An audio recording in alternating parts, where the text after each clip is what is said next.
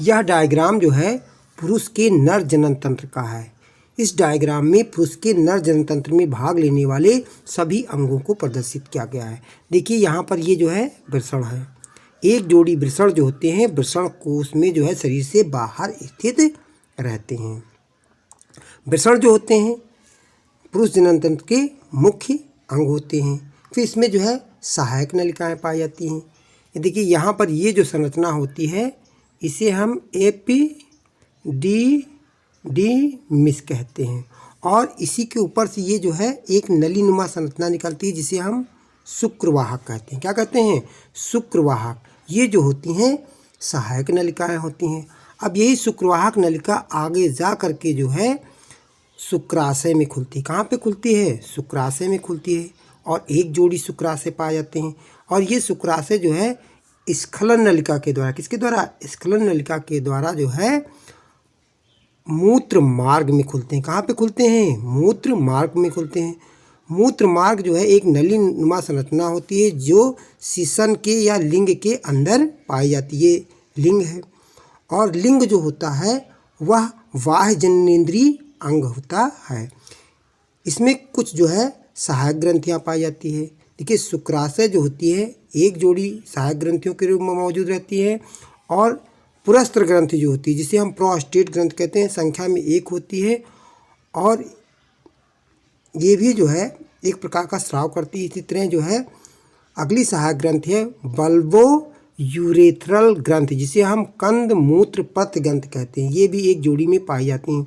तो ये सहायक ग्रंथियाँ जो होती हैं शुक्राशय पुरस्थ और कंद मूत्र पत्र ग्रंथियाँ जो होती हैं एक विशेष प्रकार के स्राव को स्रावित करती हैं जो वीर्य के प्लाज्मा का निर्माण करता है। पुरुष जनन तंत्र मेल रिप्रोडक्टिव सिस्टम। पुरुष जनन तंत्र जो होता है पुरुष में जो है श्रोण क्षेत्र जिसे हम पेल्विक रीजन कहते हैं यहाँ पर जो है पाया जाता है।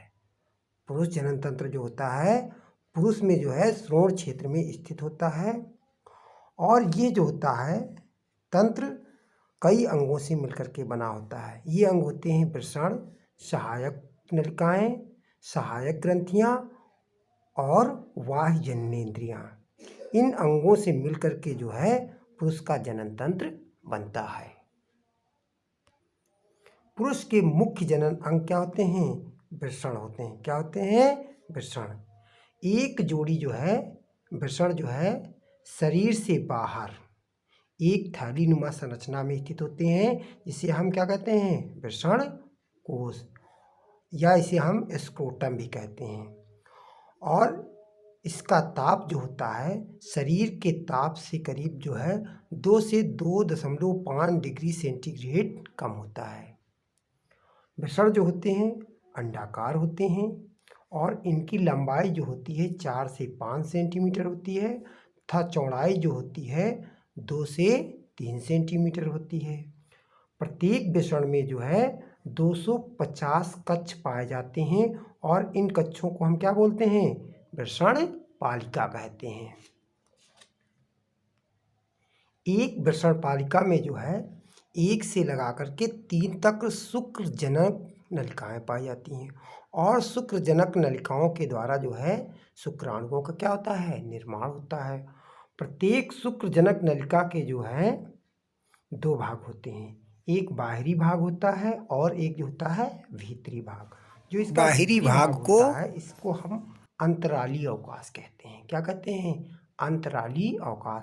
और इस अंतराली अवकाश में जो है रुधिर कोशिकाएं पाई जाती हैं और अंतराली कोशिकाएं पाई जाती हैं। क्या पाई जाती हैं इसके बाहरी भाग में? अंतराली अवकाश में रुधिर वाहिकाएं और अंतराली कोशिकाएं पाई जाती हैं और इन अंतराली कोशिकाओं को हम लीडिंग कोशिकाएं कहते हैं।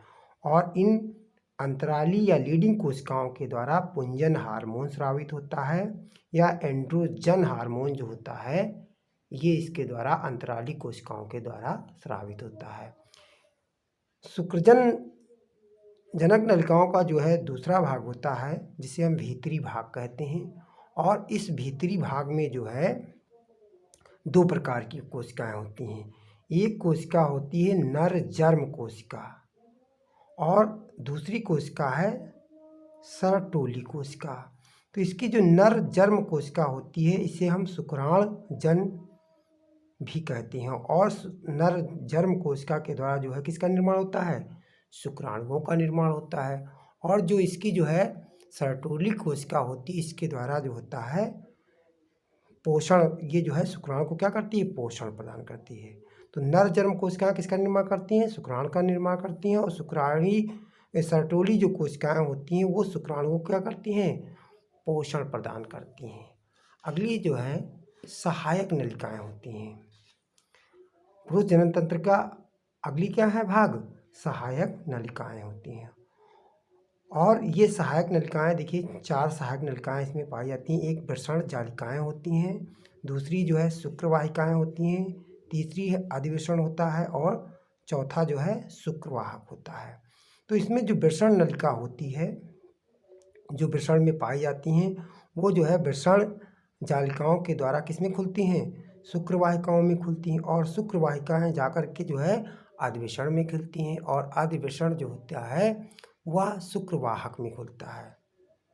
और वृषण जालिकाओं की संख्या भाई असंख्य होती है, इसी प्रकार शुक्रवाहिकाओं की भी संख्या जो है ज़्यादा ही होती है। अधिवेशन की संख्या जो होती है 2 होती है और शुक्रवाहक की संख्या कितनी होती है, 2 होती है। अब इसके बाद इसका जो है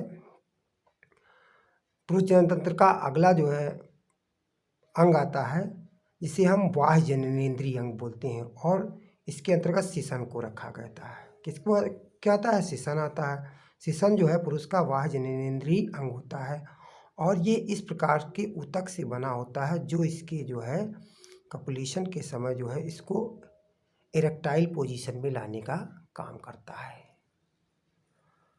अगली जो है सहायक ग्रंथियां हैं। अगला जो है पुरुष जनन तंत्र का भाग क्या है, सहायक ग्रंथियां।